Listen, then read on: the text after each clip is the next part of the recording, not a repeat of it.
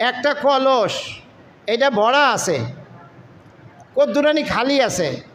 যদি জিজ্ঞাসা করে কলস কি ভরা না খালি, 1 গ্লাস পরিমাণ পানি দিলে ভইরা যাইব, এই কিন্তু 1 গ্লাস কম আছে। কেউ যদি জিজ্ঞায় ভাই এই কলস কি খালি না ভরা, লোকেরা বলবে খালি, এখনও খালি আছে, 1 গ্লাস তো লাগবো। এত গ্লাস ভিতরে আছে তাও কয় খালি। আর 1 গ্লাস দেওয়ার পর যদি জিজ্ঞায় যে ভাই ভরা না খালি, কয় ভরা, 1 গ্লাসে ভরে গেছে। আর আগে যে 15-20 গ্লাস দেওয়া আছে তাতে কিন্তু ভরে নাই, শেষের 1 গ্লাসের খুব মূল্য। অতএব ফরজ ওয়াজিব এটা খুব জরুরি জিনিস, কিন্তু আমাদের আমল পূর্ণ হয় নফল দ্বারা।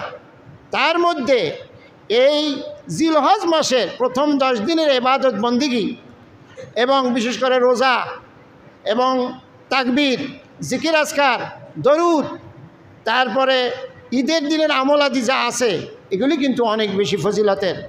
কিয়ামত পর্যন্ত আল্লাহ পাক এই কোরবানির দিনের আমলগুলিকে জগৎবাসীর সামনে হজের মাধ্যমে, কোরবানির মাধ্যমে ইতিহাস করে রাখছে, যাতে ইব্রাহিম, ইসমাইল, হাজার এদেরকে দুনিয়াবাসী কেউ ভুলতে না পারে, তাদেরকে ভুলে যেতে না পারে।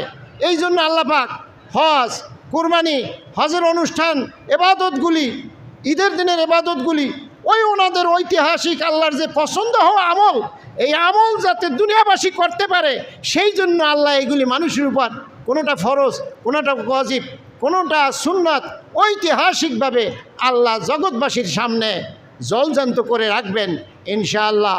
আল্লাহ পাক জিলহজ মাসের এই নেক আমলগুলি আল্লাহর সন্তুষ্টির জন্য আমাদেরকে আদায় করার তৌফিক দান করুন। ওয়া আখিরু দাওয়ানা আনিল হামদুলিল্লাহি রাব্বিল আলামিন।